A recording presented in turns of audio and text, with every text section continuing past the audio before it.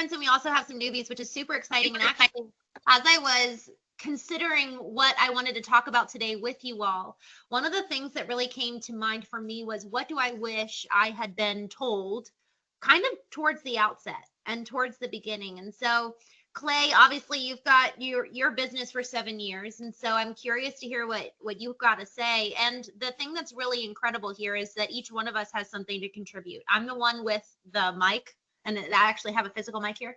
But really, I want everyone to be able to contribute, because each one of you has something very, very unique to offer that each one of us needs. And that's actually something that I feel very strongly about. I'm Christene Marie, as Marty said, and Marty, we haven't even had the chance to meet. Mike and I had a really great conversation about a month ago. I was referred by Qasim Aslam. He spoke with you all a couple months ago, and he and I have been close. We've spoken at multiple events together, and I serve as fractional chief marketing officer for multiple companies, and we also build brands. The email that went out introducing me said some of the brands we've worked with: Amazon, Toyota. So we've worked with those big brands, but me, like you all, I was white labeled when I did that. Now, I came to know Amazon pretty intimately. It wasn't like they knew that I was with it, I had my business. But the way I got connected to them was through a white label partnership. And so I'm excited to talk to you all about that connection and really the kind of the secret that goes into forming emotional connections and meaningful, lasting connections with our clients that then allows us to white label for incredible organizations such as Amazon. And so as we kind of dive into this today, I really want you all to take a moment and pause. And if you guys even would just, Karen and Nancy, I appreciate you guys having your cameras on. I'm not sure if other people do, and I, my internet's fuzzy, or if you guys all have your cameras off, but I'd love if you guys would just take a second and literally close your eyes, because we're so used to going so fast, and we're so used to going at a momentous speed where we never actually take the moment to get centered. Because the reality is, as I said before, each one of us has something to contribute. And so I'd love for you all to think right now, what is something of great and immense value that I know, that I've experienced, that I've lived out, that I've practiced, a part of who I am, that is a differentiator from everyone else. So take a moment. I want you to think of that one thing.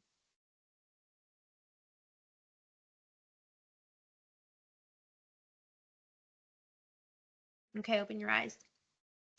The power lies in your differentiating factor. And the secret ingredient that I want to talk about today is emotional intelligence. So many times we focus on the IQ and we forget the EQ. And yet the integration of both of those is where the power lies to facilitate the human-to-human connection that we need in terms of establishing meaningful connections with our clients, and thus establishing a loyal customer base. The pursuit of a high-ticket client coming in on kind of a one-time conversion is really exciting. You get that spike, you get that charge, but the dull of retention is where the money lies. And so often it's predicated in the emotional connection you all secure. Harvard found that 95% of buying decisions take place in our subconscious, which is where our emotions live.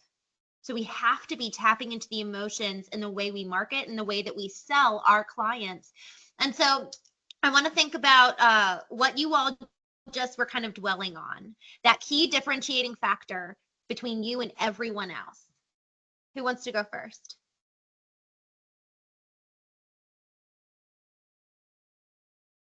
Clay? Well, I'll go on behalf of both of us. So one of our factors that we kind of came up with not long ago was the feeling of winning. I'm competitive by nature, former athlete. He's athletic as well.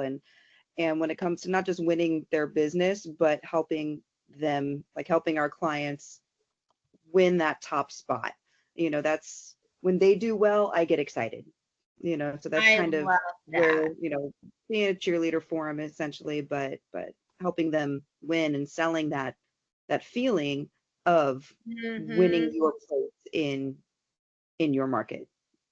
I love that. And one thing that I think is brilliant about y'all's approach is that you've incorporated such a personal element to it. Do you actually talk about your past experience with competition and sports in your messaging? Haven't actually. I think that's going to really sell the story. We know what it feels like to win. And having a picture of you as a cheerleader, like that's what people are, I think, are really going to engage with. I would test that out. Okay. I love Yeah. that. Yeah. Let me know what comes about with that, because y'all, in the connection, right? They need to have an emotional reaction to what you're saying. And I felt the emotional reaction, but the way you positioned it was really beautiful, because you're like, I know what that feels like. And thus I want to make people feel that same way. And I'm Right. like, man, I love that. I'm so much more, I want to help you get there, because you have a reason for doing it that's deeper than just, I want to help people get to this goal, but this is the why. So I really think that that's powerful. Thank you so much for sharing that. Who else?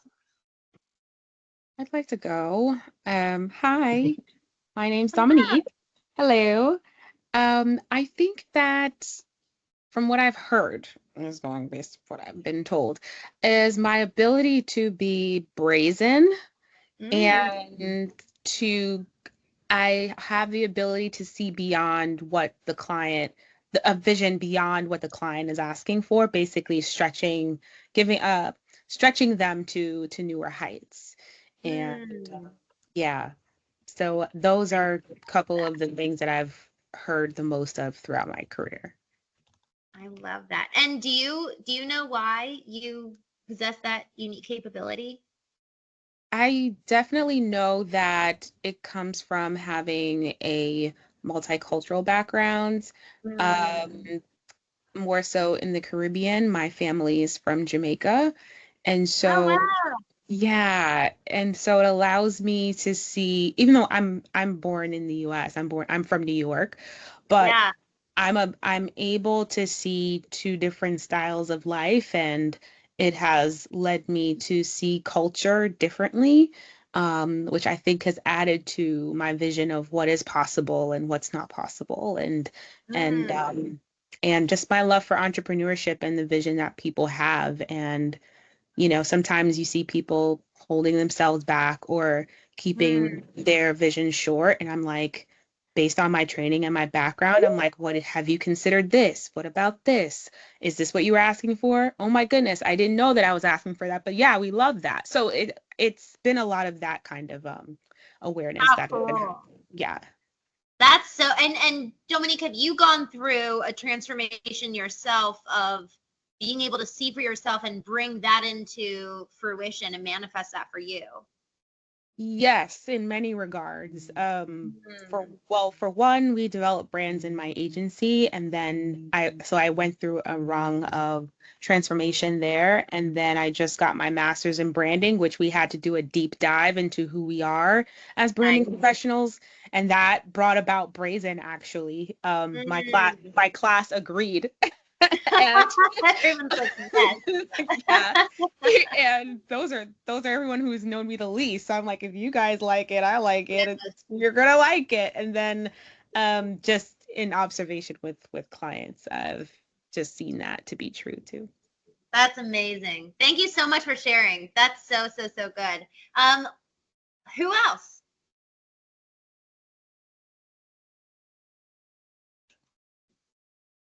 I don't think I've been at this long enough to really figure it out. So I'm gonna step out of this one. Well, I'm Karen, still working. I'd love to hear what's a unique differentiator about you as a person. It doesn't have to be some big key thing related to your business, but what about you personally? I don't know. I don't know. All right, well, we'll come back to you, because I think some of the questions I might ask people might help you think of something. Right.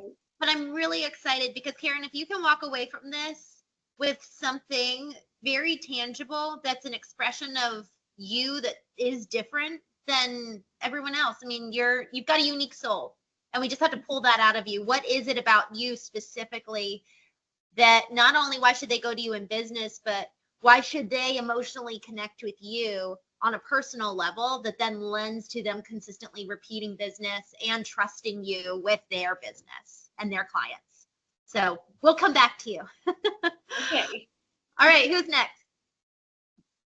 I can go. This is Great. perfect. So I would say just bringing resources together and getting projects done. Like I've always kind of been the glue to kind of get things done for my team, for example, for my just even my full-time position. And usually folks will come to me or my boss will come to me, just they know that, hey, if we need something done and need to get it done with good quality, like Rifat's the person to go. Like she will get it done no matter what. And she'll get the team, whatever needs, just she's able to identify the different pieces to kind of make the project complete. I love that. And do you have your own agency? Yes. So this is what I've launched. I'm saying it's part-time, but because I have a full-time. Okay. But yes, this is something that I'm looking to expand. It would be great to one day, just do this exclusively. But right now, it's something I do in addition to my full-time work. I love that. And Rifat, what's your timeline? When are you going to be doing this full-time? That's a great question. I don't have an answer to that. I mean, I guess when I'm able to make enough to walk away. I would love with, I told Karen, if you can walk away with knowing that a key differentiator, Rifat, I would love if you could walk away, even if it's homework for you to say, okay, what monetarily do I need to be making in order to walk away? I'm going to give myself a timeline. I'm going to build out a project plan you. If you're really, really gifted in that, it sounds like you are. Project plan your business with the short-term goal of exiting the other company and or moving you to a contractor role. That's actually how I started my business. I got a client and then I moved to a contractor and they became my client. So they're no longer my boss, I'm the boss. So yeah. I would really consider that and actually put it on paper and weigh it with someone who might be, if you have a mentor, if you have some, even just a best friend, and say, this is a goal for me by January 31, 25. I want to be making whatever the baseline is. And therefore I need 3 more clients to supplement this income, or I need to be turning them and become a 1099 employee myself. So I would, if you could project plan this out, I think there's one of the things that I've really observed, and this is for all of us. Once we put it on paper, now we're held accountable. It's a lot easier to have this elusive, beautiful dream and ideal and espouse these exciting things. But then the second we actually say, okay, this is my goal, now I've got a mirror held up to me of, am I actually reaching my ideal? But y'all, until we actually define our ideal, we'll never be able to know if we're on track or off track. So Rifat, if you're up for it, I would love if you took that challenge and, by the end of the week, really identify what's your exit plan for your company that you're working for. Are you up for it? It's an interesting thought. I mean, because there are a couple of folks that were in a similar position, right? Like the C-level for the company I work for, and there actually are now contractors for this company. So it's definitely doable. I mean, it's just, I would have to weigh the pros and cons to decide, right? If that's what I want ultimately. But yeah, I mean, it's definitely doable. And maybe it's not, because again, doing that exercise will help you see, is this actually something that I really genuinely want? I wrote my eulogy last year at my birthday. I wrote down, who do I want to be at the end of my life? And I got so specific that, Christene Marie had people on a global scale calling her for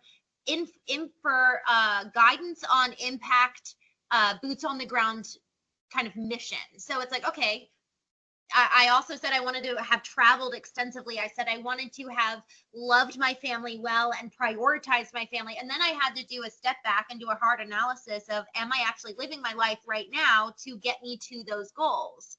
Because how we live right now, I could die in next week. Well, surely a lot of that's not going to be said about me. I'm not promised an additional 60, 70 years from now.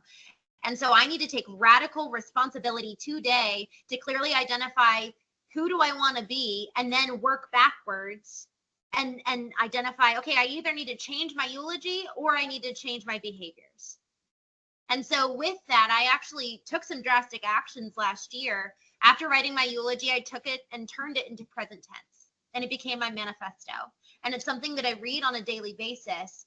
And I speak it out, because when it comes to what we speak forth and what we speak out over ourselves and over our lives, it's training these mental pathways, and it's kind of teaching ourselves new beliefs and new patterns of thinking, because apart from our intention to reshape the way we think, the past is what is guiding us forward. And typically the past is our parents, the past is our pastors, or whatever religious construct we were raised in. We could still believe those things now and actually really honor the teachings of our parents, but rather we're taking the responsibility to sit in the driver's seat of our life and then choose with intention. I want to pick this, and this is now my curated belief system. And it could be based on the teachings of your parents, or the teachings of the Bible, or the teachings of someone else, but you're now intentionally choosing that and knowing what the ramifications thereof are. So just a quick little side comment there, because writing my eulogy brought a lot of clarity for me in my life. So I recommend it. And maybe that's, Rifat, maybe it's that instead, not necessarily project planning out leaving your job, but maybe it's actually writing your eulogy and identifying what you want, what lights you up. No, it's a great reminder. Because I had done something similar as part of like some coaching I had done a couple of years ago, and wrote a letter to myself and mailed it. Yeah. So, yeah. And you just kind of reminded me of that, because when I read that letter, nothing about work was on there. Nothing, right? Oh, And that's wow. so much funny, because like you said, it's just, I guess it's a reflection. So I appreciate just even what you shared right now, because it's like, wow, I spend so much time and energy, right, in work and whatever that is. But at the end of the day, when I die, that's not going to be what I want people to remember me by, right? And so, it's a good reminder. I need to pull out that letter. Yes, I love that. So I appreciate that. That's so good. Those letters to yourself, man, those are so good. I need to do that again. Writing a letter to myself in 5 years or something like that, like looking ahead. Great. I love that. Thank you so much for sharing. That was encouraging. Who's next? All right, I'll go. I would say my strength is in helping people make a decision. Like I'm pretty good at getting them to understand why they're having trouble making a decision, and then going, okay, so now you're at A, B, C, which one do you really want? And narrowing it down so that they're able to just make a decision and move forward. Because a lot of times fear will hold that up, and then they start thinking they don't know what their choices are, and it just becomes complicated, when really they're just kind of mired in fear, not willing to take a hard look at what their choices are. That's so good. I love that. Is it easy for you to make decisions? As long as I use my own metrics. Every once in a while, I get the same thing. You'll have those days where you're like, I just don't know. And I have to recognize when I have that feeling and stop and go, okay, what's making it so I don't know? What's holding me back? That's so good. So effectively tracing the root down, identifying what that is, so that you can then address it head on. Exactly. That's so good. How do you position that for your business? Well, that's one of the things that I'm still learning. I actually had to position it for myself to get me out from the 9 to 5. Good. I'm really good at sales, and I never really stopped and looked at why I was good at sales until I branched out and started my own business. And I did that branch because the people I was working for weren't really making decisions. They were causing things to flounder until they were a problem. And then once they were a problem, they're trying to throw water on the fire instead of preventing the fire in the first place. Yes. And I just got tired of being the one to like point out, we're about to have this. You've got to make a decision. You've got to fix this. And it's not my company, right? So I can't make the decision for them. I love that. So yeah, I branched out, started fresh, and wasn't ready to, like jump out. So it took me about 3 months to make the decision that this is what I'm going to get out. And then I wanted to keep my legacy clients. So literally last month, I finally went, okay, that's holding me back now, right? So it took me roughly a year to let go of the past and move forward. I'm a slow changer. But I know that about me. And sometimes the easiest way for me to make a decision is to make a hybrid result so that I don't have to give up what I don't want to change. Good for you. I think the secret sauce that I keep hearing you say is that you know you well enough to then be able to curate your decision making accordingly so that fear is eliminated. Because it's not a one size fits all when it comes to decision making. It's curated to the temperament of the individual and based on their experience and their values. You probably value those clients. So I think that that's a really, really interesting angle. And I'm curious, drop your website if you would in the chat. I want to just take a look at it before we're done. I will do that. Understand that ironically, I'm a digital advertiser who has very little patience for several of the things involved with digital advertising. Like that's what employees are for, or that's what subcontractors are for. I love sales. I love helping people, like I said, helping people make a decision, because the fact of the matter is that's what sales is, right? They're deciding to purchase what they want. And I just have to sell something that's worth, that has value, right? And when COVID hit, so I was a sign salesperson, right? I sell the signs for your identity for your business, whether it's channel letters or billboards or whatever. And when COVID hit, all of these brick and mortar stores were going out of business. And it was breaking my heart to see my clients fail or just retire early. So that's what put me into the digital market. Was I know how to sell, I know how to market, I know how to help these people survive without the brick and mortar stores. And so it just kind of became a thing. But anyway, yes, I will gladly drop my website. I'll take all of that into consideration. I got you. It's mostly written by somebody else where I look at it and go, yeah, that works. That's fine. It'll do. You got more important things to do. I get it. Okay, who's next?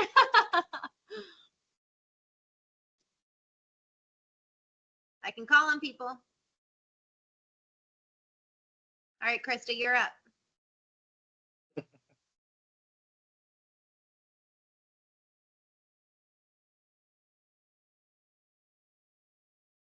Krista Shively, are you there? Now we can see who's paying attention. Still working. You're making money. Got it. All right, Chris, are you there? Are you working? Yeah, I'm here. All right, tell us what you got. So I think the thing that I've learned is kind of through my past professional experiences, the thing that's kind of come into handy is my background is in construction, like industrial and residential construction. And so it's made it a lot easier to talk to prospective customers that are in that space already. And so I think that that's my contribution, is just leveraging your background as you're communicating to your potential customers.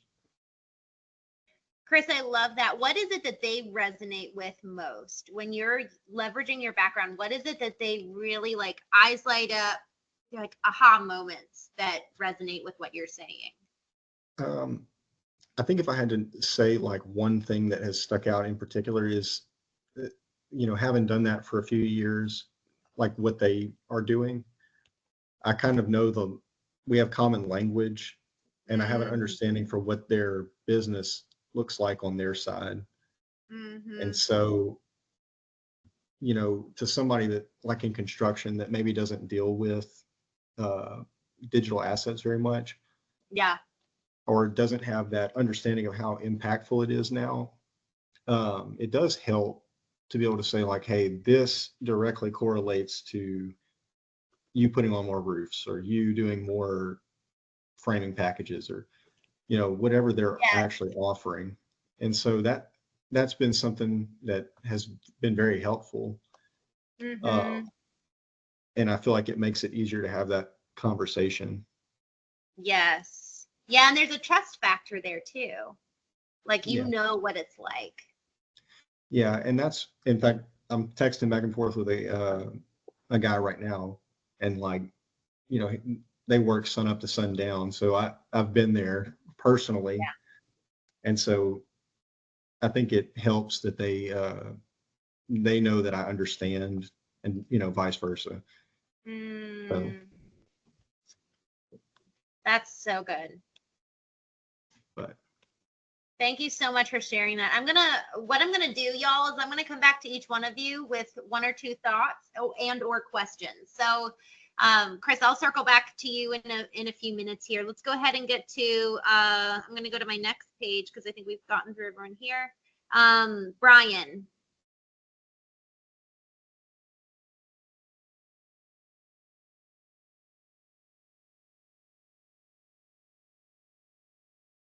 Going down the list, everybody. She's going to call on everybody.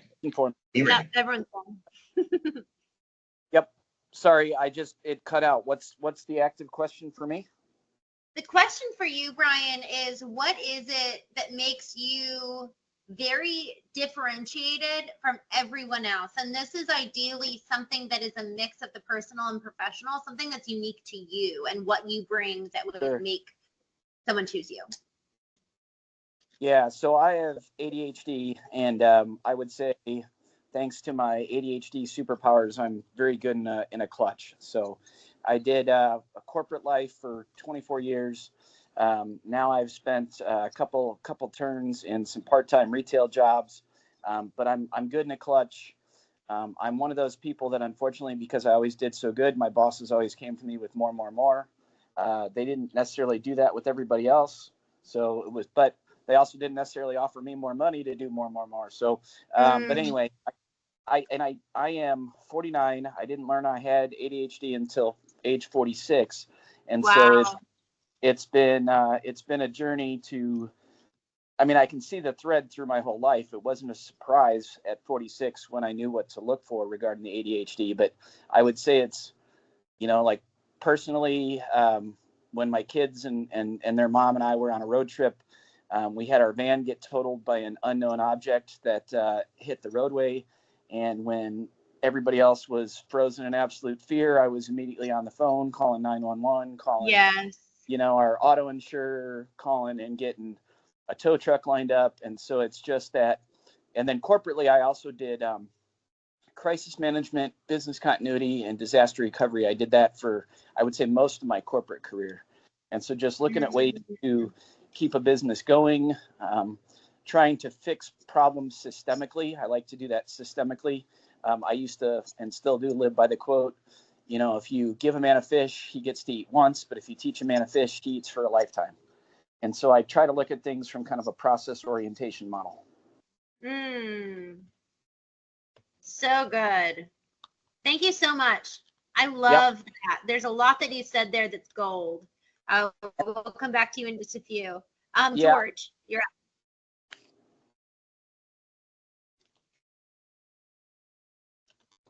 Yes. Hi. Hello. Nice to meet you. Thanks for turning on your camera. Yes. I'm just here doing my own thing, so I didn't want to be a distraction for anyone.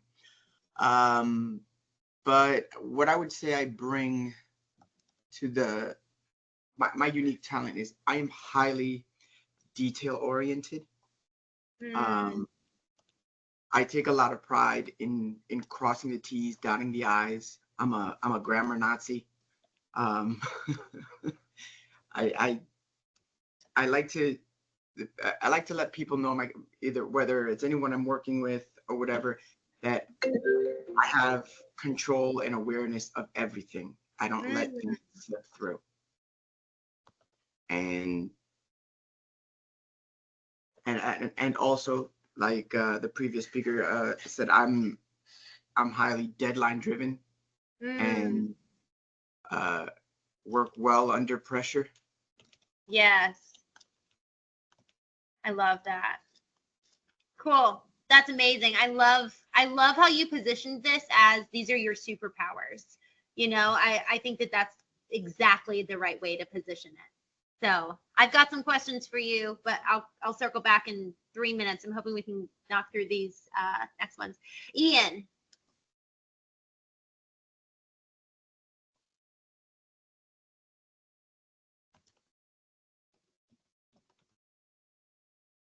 All right, we'll go to Ty.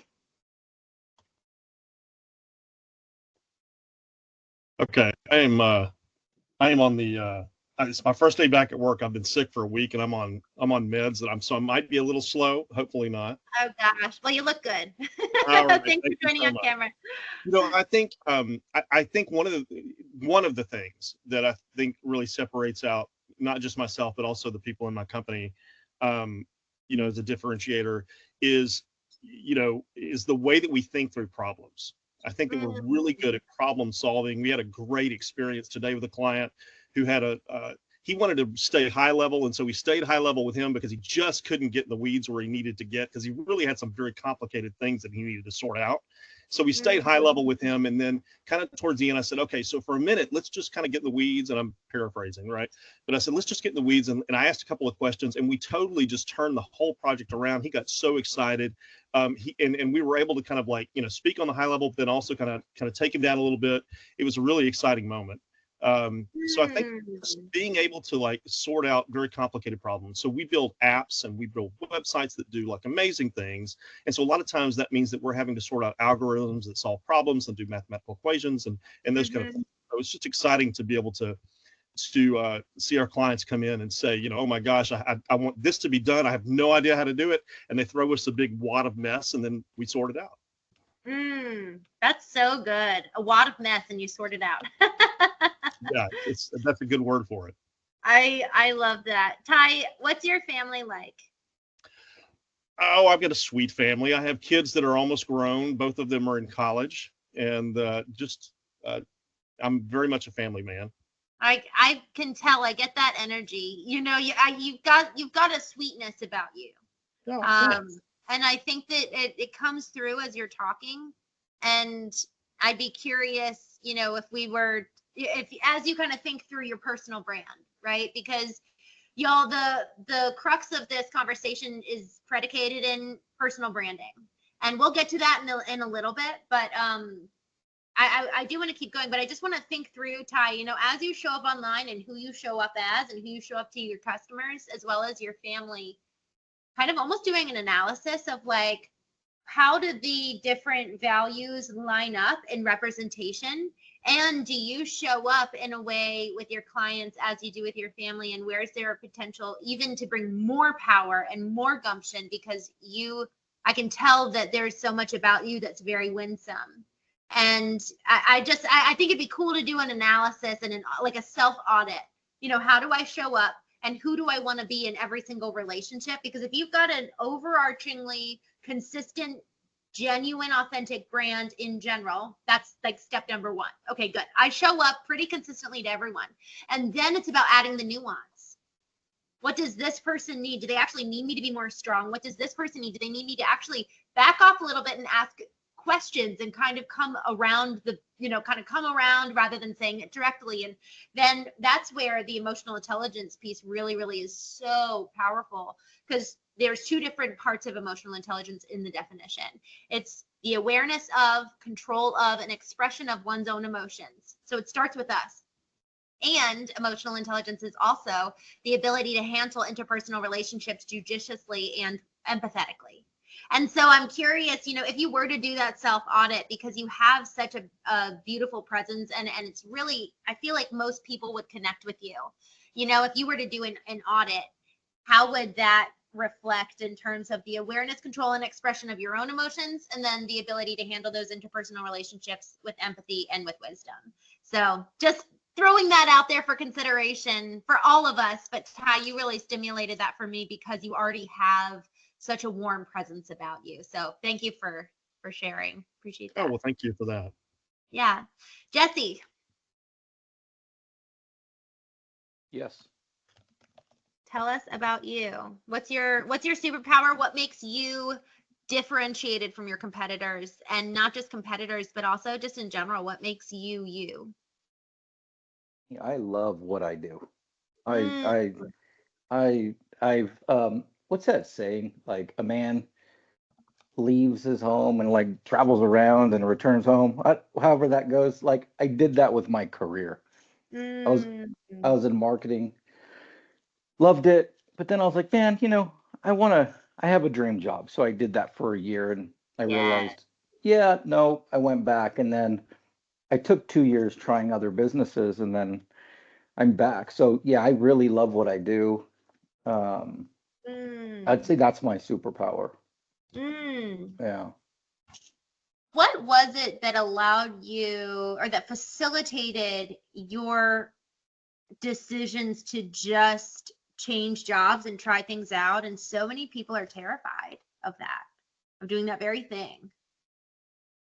I'm a glutton for punishment. Tell us more about that. Um, yeah, I think it was taking a little bit of risk, right? Yeah. And I mean, obviously the job paid a paycheck, trying the other things.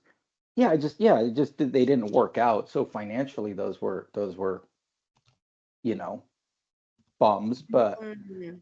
um and even if they did go well, I'm not sure that that would have been good because I wouldn't have, wanted to come back to what I do, Yeah. marketing, right?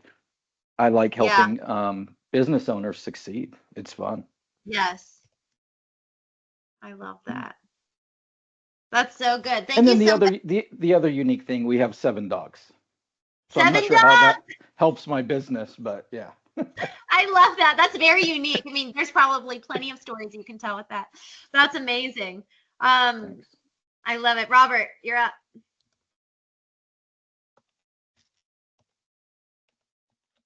Hello. Wow. My superpower would be being authentic and probably a little bit too honest. Mm. Um, I was I was a owner myself, a business owner myself for 10 years. And Mm. so like I forget the lady's name that spoke before me when I got on late, so I apologize. But she said that after COVID, she did signs and she had so many brick and mortar clients just leave. I owned hair salons. So I had 4 hair salons for 10 years and had to sell Wow. in July of 21 because at the hair salons, there was no 6 foot distancing. Yeah. You cannot have 6 foot distance in a hair salon. And Wow. so I Robert, had that's stylists that didn't want to work. I know the pains of being an owner, not having to worry about digital marketing, having to worry about taxes, employees, training, uh, salon environment, stylist culture, all the other things, and not just having that desire to want to trust someone to do the digital marketing for you and be able to forget about it. Mm-hmm. Because that's what I needed.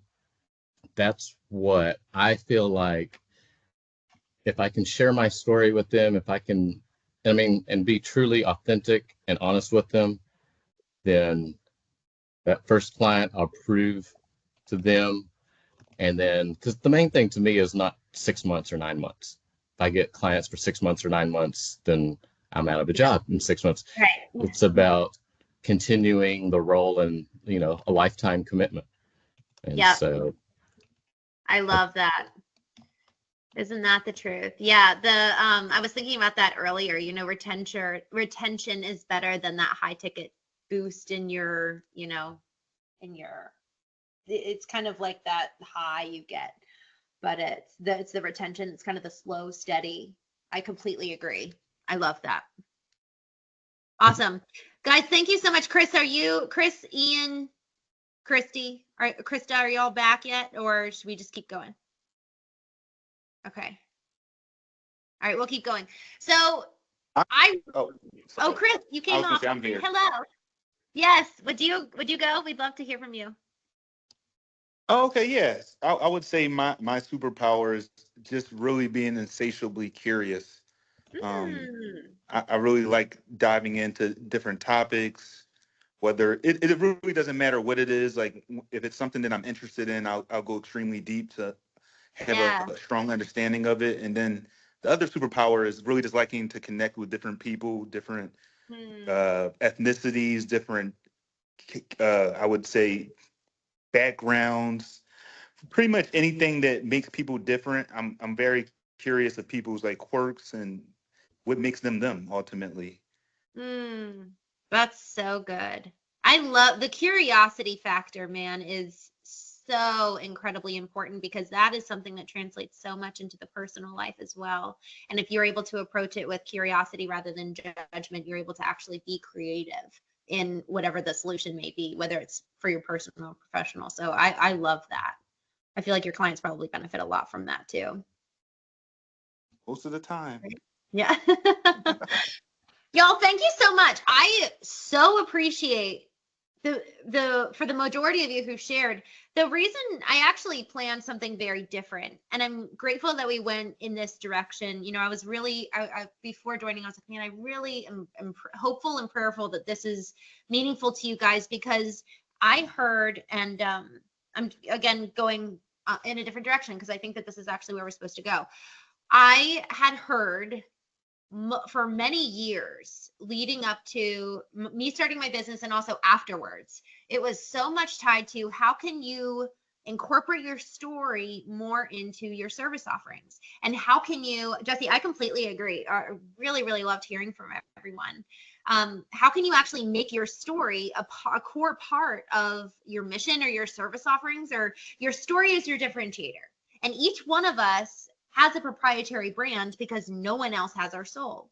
And so the more I was listening to y'all share, the more you all know yourself, the more you are actually able to put forward your key differentiators, and you know who you are, what your values are, and then thus you've pursued business according to who you are, rather than pursuing business based off of what others are doing in the market. I wrote an article for Digital Marketer last year, and it was essentially like, we can get so consumed with what our competitors are doing, what our customers are asking for, what our colleagues are up to, and then we thus start defining the success of our lives predicated on their feedback and what they're doing and what's going on in the industry, rather than, well, what are my actual KPIs, key performance indicators for success on a personal and professional level?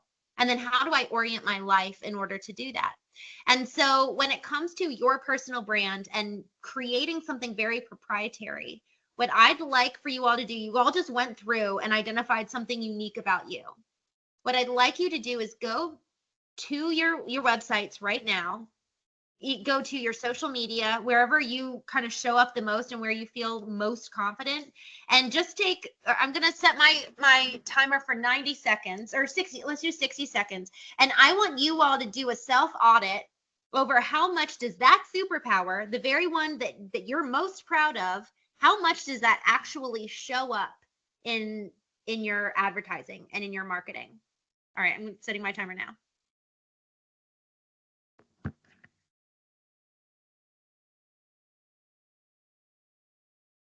Christine, this is great.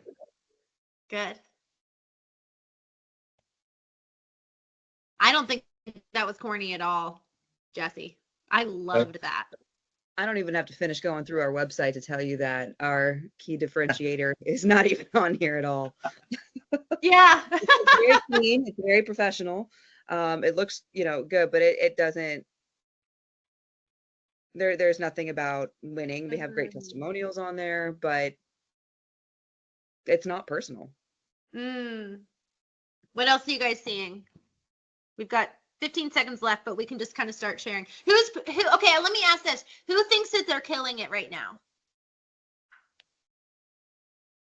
I definitely would say that there's a discrepancy between how I am as a person and my actual like social media profile, just because a lot of it is driven by my corporate job aside from my side consulting. So, which I'm trying to get away from, and you know, so you eventually it will move more to my personal thoughts, but I think because I work in a corporation, I keep that a little bit closer to the chest. What do you all think about that? Because Chris, I completely hear what you're saying and where you're coming from. I want to have a healthy debate for 90 seconds about that topic, because I think that there's some really it makes in one sense it makes sense in one sense what you're saying, and I have another approach. So I want to hear what you all think about what Chris just said. Chris, are you open to this? Just us just kind of debating? No, absolutely. Okay, cool. Who has a thought about that? If you're working for another organization and you've got, obviously our own personal brands, what do we do? Well, I say if you have your own personal brand, but you're still working for another corporation, one of the things that you can do is promote that other corporation, but in your own way. That's what I got for that. I love that. But I guess I kind of do that to a degree. I love that. Yeah, I want to bring up an example. Actually, this is how we worked with Amazon. So Amazon had this event. It was called well, I won't give you the details, but it was an annual event that they did for 350 of their senior women. And one of the things that Amazon is doing is that they're actually investing in the personal brands of each one of their core senior leaders. Walgreens is doing this. A friend of mine, she's over there, she's vice president there, and she gets 10 grand a month from Walgreens to promote her personal brand, because these corporate organizations realize the investment in their people, because their people have the personal relationships that then secure the partnerships, build the business on the kind of the grassroots level. So I think, Chris, reframing it into, man, the promotion of, they're proud to have you as a representative of their company. And if they're not, maybe it's not a good fit, but it sounds like they are. And so I would say, without a doubt, putting forward your values, your family, tie you on the family side, bringing in the personal aspects of who you are, as well as why you love working for the company. Sure, maybe you might want to split ways at some point, but Alexa, I thought you brought up such a good point about really amplifying the company. Why would they ever shut you down if you're making them look good? And the more you look good, it's a better reflection on who they are as well. What are your thoughts? That's really good advice. I agree. Cool. I love that. And so for whoever of you don't have your own full-time business, y'all, the cultivation of your social media presence, I would say that if this is if you're newer in moving into the social space and creating is probably one of the most vulnerable things we can do. It really, really is. When it's really from our hearts, when we actually care about it, it is incredibly vulnerable. However, that's at the point of growth. And I actually was I'm editing my book right now, and I was just writing about this literally this morning. It's so funny how this is all coming together, but discomfort and vulnerability, the combination of them two together is where the power lies. And people need to know you in order to then be able to be having your back tied to you on a brand loyalty side. But then also, it really does beg the question, how well do our family and friends know us if we haven't taken the time to know ourselves?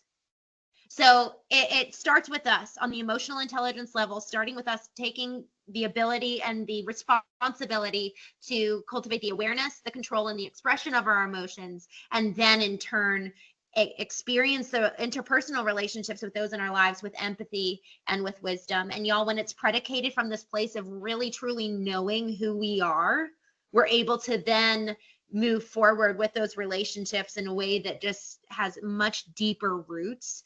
And when it comes to business, it's so much, we were talking about retention rather than that high of just kind of getting that high ticket client, but having them be for years on end. These are your sustainable clients. And so really focusing on it in that regard. You may only have 5 loyal customers on or engagement on LinkedIn, but y'all, that's so much more powerful than 1,000 people who don't feel connected to you. And so as you're going and considering, okay, how do I show up on my website, on my social media? Who am I? Some questions that I would really encourage you to consider are, what are my values? Like the unique values beyond just, oh, and I care about integrity. Well, why? What's the story in your past that contributes to your value in the present? And so being able to draw the ties between the why behind every single value and service too. Alexa, you have such a powerful story. I love that. And it's not necessarily something big or dramatic, but it's like you know how it feels to win, and you want to give people that feeling. And so your values, your services, trace down the roots to the why. Nancy, you talked about this brilliantly. You know your why, and you know how to go about making decisions based on your value system and knowing yourself well enough to then be able to make decisions and guide your customers in the same way.